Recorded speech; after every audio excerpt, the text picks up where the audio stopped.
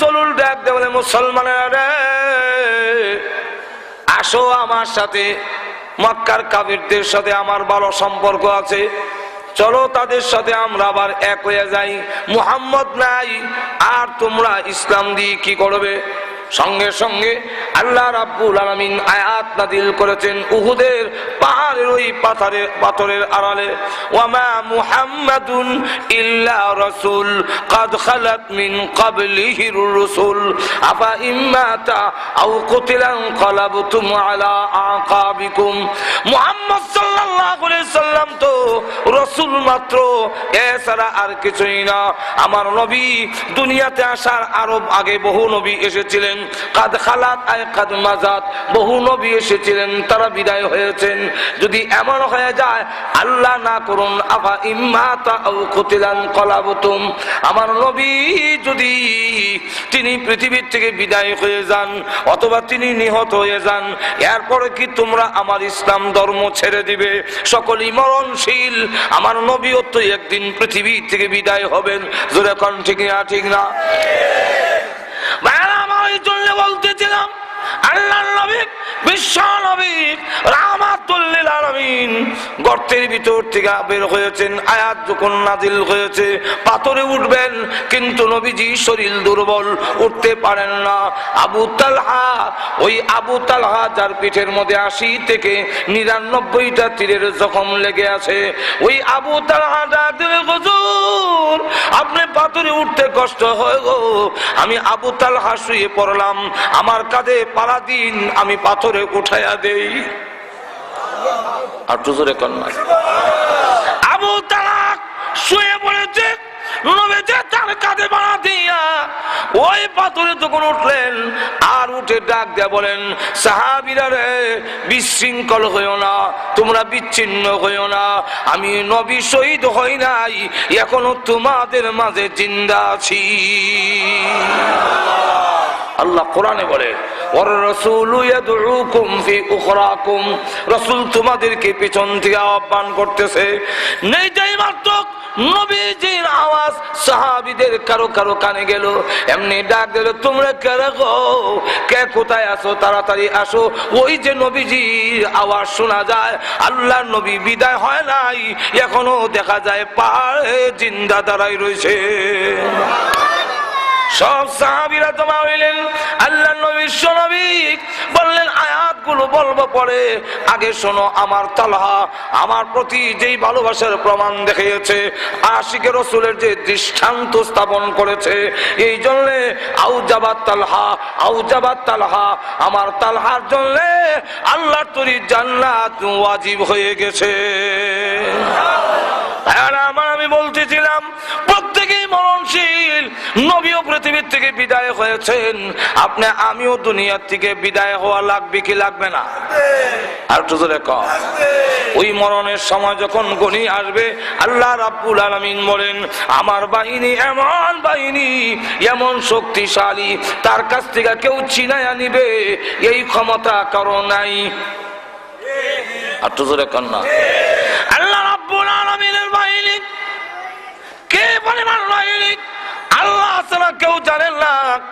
আল্লাহর সৈন্যের সংখ্যা, আল্লাহ রসুল বলেন, ছোট ফেরেশতা আল্লাহর একবারে ছোট বাহিনী। আমরা তো র্যাব, আর্মি, বিডিআর এইগুলো আছে, পুলিশ আছে, হাত্তা দেয় না, গুরুত্ব দেয় না, শরীরের শক্তি বেশি, কিন্তু ইয়ার পরও পুলিশের চাইতে বিডিআরের পাওয়ার বেশি দেওয়া, বিডিআরের চাইতে আর্মির পাওয়ার বেশি দেওয়া, আর্মির চাইতে র্যাবের পাওয়ার বেশি দেওয়া। কিন্তু আল্লাহ রাব্বুল আলামিনের বাহিনী, আল্লাহ নবী বলেন, ছোট ফেরেশতা যে তার কানের লতি থেকে কাঠ পর্যন্ত মাঝখানের ফাঁকটা হবে 700 বছরের রাস্তা। একটু জোরে কর না। বড় ফেরেশতা কত বড় হবে, জাহান্নামের ফেরেশতা না, তারা কত বড় বড় ফেরেশতা। একজনের নাম হলো মালিক ফেরেশতা। মালিক ফেরেশতা কত বড় হবে, ফেরেশতা কা আজিম হালাত, এই কিতাবের মধ্যে লেখেন, জাহান্নামীদের সংখ্যা যত হবে জিন এবং মানুষ মিলাইয়া, তত সংখ্যা ওই ফেরেশতার 2 হাতে আঙ্গুল হবে। আর তো জোরে কর না। আঙ্গুল হবে ততটা। চিন্তা করছেন কি পরিমাণ আঙ্গুল? এক একজনকে একটা আঙ্গুল দিয়া ধরবে, ছুটবার মতো ক্ষমতা নেই। যখন ধরবে জাহান্নামীরাও এমন থাকবে না, আকৃতি পরিবর্তন হয়ে যাবে, নিচের টুট। আল্লাহর নবী হাদিস শরীফের মধ্যে বলেন, জাহান্নামীদের কানের লতি থেকে কাত পর্যন্ত এই মাঝখানের গ্যাপটা হবে, মাঝখানের গ্যাপটা মক্কা মদিনার মাঝখানের সমান, অর্থাৎ 250 মাইল, 450 কিলোমিটার। থানবী রাহমাতুল্লাহ ওনার কিতাবে লেখেন, নিচের টুট 90 গজ নিচের দিকে, উপরের টুটটা 90 গজ উপর দিকে উঠে যাবে, দাঁতগুলো বের হয়ে থাকবে, দাঁতগুলো হবে উহুদ পাহাড়ের টিলার সমান এক একটা দাঁত। আল্লাহর নবী বলেন, ওই জাহান্নামী উঠায়া যদি শেরপুরের ব্রিজের মধ্যে লটকায় রাখে, দাঁড় করায় রাখে, যারাই যাবে আর যারা দেখবে সবের হার্ট বন্ধ হয়ে মারা যাবে, একজনও বাঁচবে না। এত বিশাল বিশাল মানুষ একটা আঙ্গুল দিয়ে ধরে এমনি যখন ঢিল মারবে, এইভাবে ধরবে, ধইরা যখন মালিক ফেরেশতা এমনি ঢিল মারবে জাহান্নামের গর্তের দিকে, যা জাহান্নামে যা, এইভাবে যখন ধরবে আর জাহান্নামের দিকে নিক্ষেপ করবে, এত শক্তি আল্লাহ দিয়েছেন তার ঢিলের কারণে জাহান্নামের গর্তের দিকে জাহান্নামীরা 70 বছর পর্যন্ত যেতেই থাকবে। আল্লাহ বলেন, আমার ওই বাহিনী যেদিন তোমাদেরকে ধরবে, মরণের সময় যখন কমে আসবে, আর যখন আমার ফেরেশতারা ধরবে, তামাম পৃথিবী ঘুষ দিলে তোমাদের বাহিনীর মতো নয়। আমাদের দেশের পুলিশ বাহিনী সরকারের অনেক কথা মানে না। আসামি ধরছে, এই সময় যদি পুলিশের কানের কাছে গিয়া ইসমে আজম ফইরা ভালো করে ফু দেওয়া যায়, ইসমে আজম বুঝছেন কি? টাকা টাকা কিনা কানের কাছে বলা যায়, আসামি ছেড়ে দিয়া সরকারে বুঝায় গেছিলাম, সামান্য লেগে হেরে লাগাল হয়েছি না, এমন ঘটনা আসেনি? আবার যদি সরকারি দলের কোন অপরাধীকে ধরে, এমনি মন্ত্রী দিয়া টেলিফোন করায়, ও বালাগঞ্জের দারোগা সাহেব ছেড়ে দিন, ছেড়ে দিন। স্যার ছাড়তাম কেমনে? তার যন্ত্রণার সুরে এলাকাবাসী অতিষ্ঠ। এমনি মন্ত্রী আর বাংলা কয় না, ইংলিশ কয়, this is my order, this is my order. Water না বেটা, ওয়াটার মানে পানি। যেই মাত্র বলেছে এমনি ছেড়ে দেয়, জি স্যার ছেড়ে দিচ্ছি। অথবা আপনাদের এলাকার একটা লোক যদি ধরে আর এলাকাবাসী লাঠি সোলা লইয়া সব যদি পুলিশে দাওয়া করে, পুলিশ আসামি চাইরা জুতা মোজা ফালাইয়া ওইটা দৌড় দেয়, জোরে কোন ঠিক কিনা? আল্লাহ বলেন, তোমার মরণের সময় আমার বাহিনী যখন তোমাকে পাকড়াও করবে, তামাম পৃথিবী দিল ঘুষ দিল ছাড়বে না। অপরদিকে দিস ইজ মাই অর্ডার বলার মতো কারো ক্ষমতা নাই। তামাম পৃথিবীর মানুষ যদি ঐক্যবদ্ধ হয়ে আসে, লাঠি সুটা নিয়া তোমাকে তাদের হাত থেকে ছাড়াবার ক্ষমতা পৃথিবীর কারো নাই। আল্লাহ তাই কোরআনে বলে, অসুবিধা হইতেছে? অসুবিধা হইতেছে নি? আমি চাচ্ছি অসুবিধা হইতো। আল্লাহ কোরআনে বলে, কাল্লা ইযা বালাগাতিত তারাকি ওয়া কিলা মান রাক।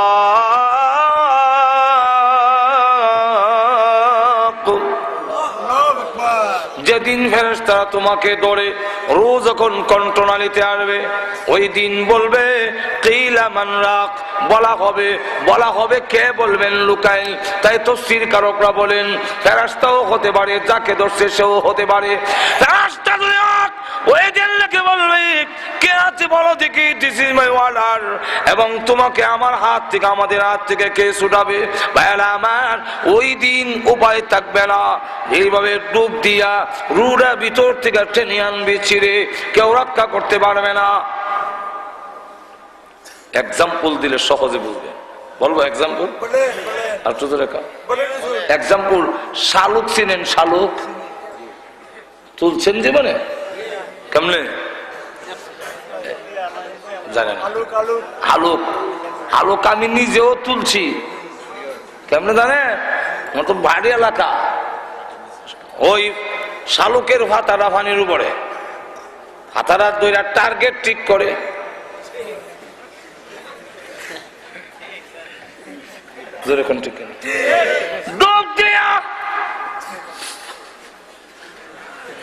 শালুক দুই রকম, একটা লাম্বার একটা গুল, লাম্বাটার জন্মটা হাতা সিরা বেগত হয়, আরেকটা টার্গেট ঠিক করে যেমনি ভাবে ডোক দেয়া পানির নিচ থেকে শালুক টান্দে উঠে জ্বর গুলো ছিঁড়ে দিয়া হাতা ছিঁড়ে দিয়ে শালুককে বিচ্ছিন্ন করে। আল্লাহ কোরআনে বলেন ওয়াল্লাযিআতি গরকা ওয়ান্নাশিতাতি নাশতা।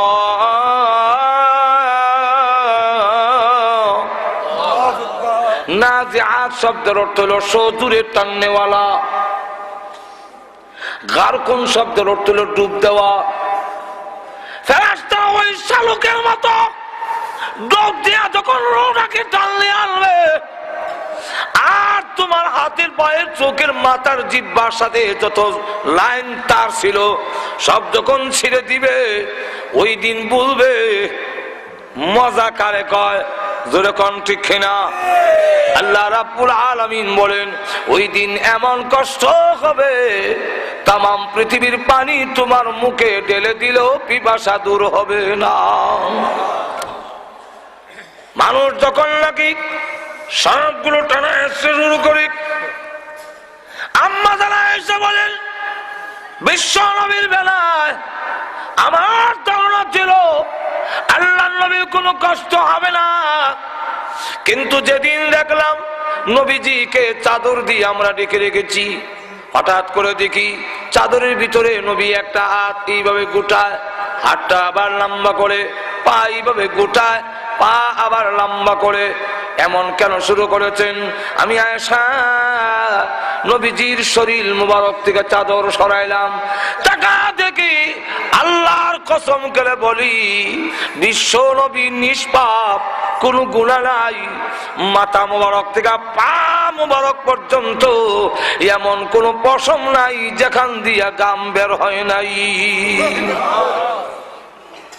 ভাইরা আমার, আপনারা বলতে পারেন নবীরা তো মাসুম, তো কেন কষ্ট হবে? আল্লাহ রাব্বুল আলামিন বলেন মরণের কষ্ট প্রত্যেকটা প্রাণীর হবে, কুল্লু নাফসিন যায়িকাতুল মাউত। আচ্ছা বলুন তো দেখি গরু ছাগলের কোন গুনাহ আসেনি? হাঁস মুরগি মুরগের গলা কাটলে এইভাবে লাফাইতে আরম্ভ করে কিনা? কেন করে? করে গরু জবাই করলে 2-4 জন ধরে রাখা যায় না, রশি মাঝুর এখন ঠিক কিনা? মহিষ বাস বুঝলে একটু ধরতে কেন এমন করে? মহিষের কোনো গুনাহ নাই, গরুর কোনো গুনাহ নাই, গরু জবাই করলে মরণের কষ্ট হয়, মহিষের কষ্ট হয়। গুনাহ আর সওয়াব বুঝি না, মরণের সময় জান বের করতে প্রত্যেকের কষ্ট হবে। আল্লাহ রাব্বুল আলামিন বলেন সেই মরণ যদি তোমার ভালো হন লাগে, আমি আল্লাহর বিধান মানো। আল্লাহর নবীকে বলেন আম্মা জান আয়েশা রাদিয়াল্লাহু আনহা, ওগো নবীজি মুমিনের কি মরণের কষ্ট হবে? আল্লাহর নবী বলেন আয়েশা মুমিনের মরণের কষ্ট হবে। আম্মা জান আয়েশা বলেন ওগো নবীজি মুমিনের যদি মরণের কষ্ট হয় তাহলে মুমিনের ইজ্জত রইল কোথায়? আল্লাহর নবী ডাক দেন আয়েশা মুমিনের মরণের কষ্ট কষ্ট থাকবে না গো, কষ্টগুলো সব আনন্দের হয়ে যাবে, কষ্ট কষ্ট থাকবে না। কয়েকটা এক্সাম্পল দিলে সহজে বুঝে ফেলবে, সময় কম, বেশি এক্সাম্পল দেওয়ার টাইম নাই। সুন্নত করাইতে দেখছেন তো খতনা, জীবনে বোঝা যায় খতনাও করানো হয়েছে না? খতনা হয়েছে না আপনারা? তো আসতে কন, হ্যাঁ খতনা যে করায় এই সময় দেখবেন আমরা আগে আজম আইসা খতনা করাইতো, যেমন খালি আজম দেখছে হে দৌড় দিয়া আর একবারের গরুর গোয়াইলের ভিতরে গিয়া লুকাইছে। বড় ভাইকে খুঁজা বের করছে, কিরে এখানে কি করো? না ভাই আমি না। আর কোন সময় আজমরে বিদায় করে দিছি? আসলে বিদায় করছে না, তোর কোন ঠিক কিনা? দইটা আনলাম না, হয় না, কাঁদিস না, আমি আছি না, আমি তোর বড় ভাই আছি না। বাড়িতে না দেখি আজম বসা, জল চোখের মধ্যে বসাইছে, আর আত্মার যন্ত্র সব বাইল করে থইছে, যন্ত্রগত যা আছে। আর এমনি জল চোখের মধ্যে বসাইয়া দুই ঠ্যাং দুই দিকে দিয়া আর দুই হাত সেবাদা দিকে নিয়ে মুখটা একটু ঘুরাইয়া, যেরকম ঠিক কিনা? দর্শে কি আজরাইলের লাগা, লড়তে দেয় না। যিনি দর্শেন উনি কি দুশ্মন? আচ্ছা ধরে কর আপন, কিন্তু দর্শে কেন? আমার কাজটা আসান হওয়ার জন্য। ঠিক তেমনি ভাবে রহমতের ফেরেশতা মুমিনকে ধরবে, কেন ধরবে? তার রুটা আসানের সাথে বের করার জন্য। এমনি দেখবেন মাইরে রাখো, কাটতে নাই রাখো, হ্যাঁ চিল্লায়, এখনো কিন্তু দর্শই নেই। চিল্লা গেলে হে চিৎকার দেওয়ার কারণ হলো যন্ত্র দেখা এর যন্ত্রণা শুরু হয়ে গেছে। জোরে কণ্ঠে কিনে যন্ত্র দেখা এখনো দর্শই না। ঠিক তেমনি ভাবে মুমিন যখন খালি ফেরেশতা দেখে দর্ব বাইচা লইছে, আজরাইল দেখছে, তখন দেখবেন কিচ্ছু কথা কয় না, কিন্তু বালিশ করে এরকম করে ফেলে। এই যন্ত্র দেখে তার যন্ত্রণা শুরু হয়েছে। মা ঘর থেকে ডাক দেখা, কিরে আমার ছেলেরা তোরা মানে নিবে, আসলে কে স্বার্থ না, যেরকম ঠিক কিনা? না রসগোল্লা হ্যাঁ মিষ্টি বড় পছন্দ করে, মিষ্টি কোনানো রাখন যায় না, হেল লেগে না রসগোল্লা দেয়, রসগোল্লা না ধরছে মুখে, মুখের সামনে আগর রসগোল্লা দেখার পরে আর চিল্লা চিল্লি নাই, শুধু খালি হয়রানিটা আছে, এটা আছে মানে এটা এগুলা নাই। কেন? এটা রসগোল্লার দিকে তার খেয়াল চলে গেছে, এখন তার আর যন্ত্রের দিকে খেয়াল নাই। এখন ঠিক যন্ত্রের দিকে খেয়াল নাই, দিছে রসগোল্লা ঢুকাইয়া মুখে কামড় দেয় দিছে, আর রসগোল্লার রড যখন সারা জিব্বাটা বইরে গেছে, বড়ার সাথে সাথে এই দিক দিয়ে চোখ টিপ দিছে, কাম ছাড়া এমনি সিমাতা ধরি গীতা নানার বাড়ির গেছি, খাওয়া দাওয়া হয়েছে নি, নানি কেমন আদর করলো, এটা কয়ার লেংটি হরাইয়া দেয়। পরে জিগায় কেমন কষ্ট হয়েছে রে, কই ফিফরার কামড়ের লাগান তার হয়েছে, ফিফরার কামড় মাথা কাটতে লেগেছে, তোর ফিফরার কামড় কি জোরে কোন ঠিক কিনা? একদম মুমিন ইমানদারকে ওই সব ফেরেশতা যখন চাপ দিয়া ধরবে, তখন চিৎকার শুরু করে দেয়। এমনি আল্লাহ রাব্বুল আলামিন বলেন, ফেরেশতারা রে আমার বান্দারে কষ্ট দিও না, আমার বান্দাকে কষ্ট দিও না, জান্নাত চোখের সামনে তুলে ধরো। এমনি চোখের সামনে জান্নাত তুলে ধরলে আর আজরাইলের দিকে খেয়াল নাই, এখন শুধুই হয়রানিরা আছে, লড়াখানা আছে, লড়া আর কিচ্ছু নাই। জান্নাতের দিকে তাকাইয়া আর আমি আল্লাহর সালাম পৌঁছাইয়া দাও। মা যেইভাবে দূর থেকে ডাক দিয়ে বলে, আমার ছেলেরে মারিস না, রসগোল্লা দে।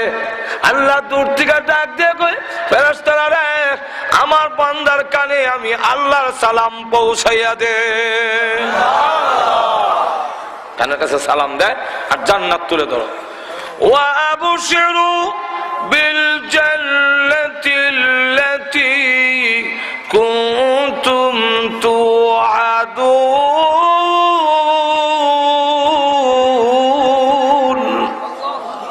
জান্নাত চোখের সামনে তুলে ধরো, জান্নাতের দিকে তাকাইয়া আল্লাহর সালাম পাইয়া ও আয়েশা মুমিনের মরণের কষ্ট থাকবে না, সম্পূর্ণ আনন্দের হয়ে যাবে। পৃথিবীর থেকে বিদায় হয়ে গেলে রুই বের করা হলো, মৃত্যু একদিন সকলের গ্রহণ করিতেই করিতেই মারা যাওয়ার পরে শেষ হয়ে গেলেন। দেহটা নিয়ে এখন কবরে রাখা হয়। যেরকম ঠিক কিনা? কবরের আযাব যে হবে এর মধ্যে কোনো সন্দেহ আসেনি। আরো জোরে কোন আল্লাহর নবী বলেন, কবরের আযাব থেকে যদি কেউ রেহাই পেত, আমার সাদ ইবনে মুআয রেহাই পেত, যার জানা যায় ৭০,০০০ রহমতের ফেরেশতা শরীক হয়েছে।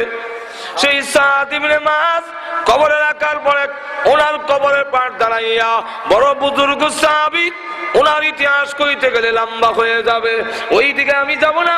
উনি যখন নাকি এইভাবে কবরে রাখা হইলো, রাখার সাথে সাথে দেখা যায় আল্লাহর নবী এটা শুরু খরচ করতে খাইবেন না, এই দেখি ভাবো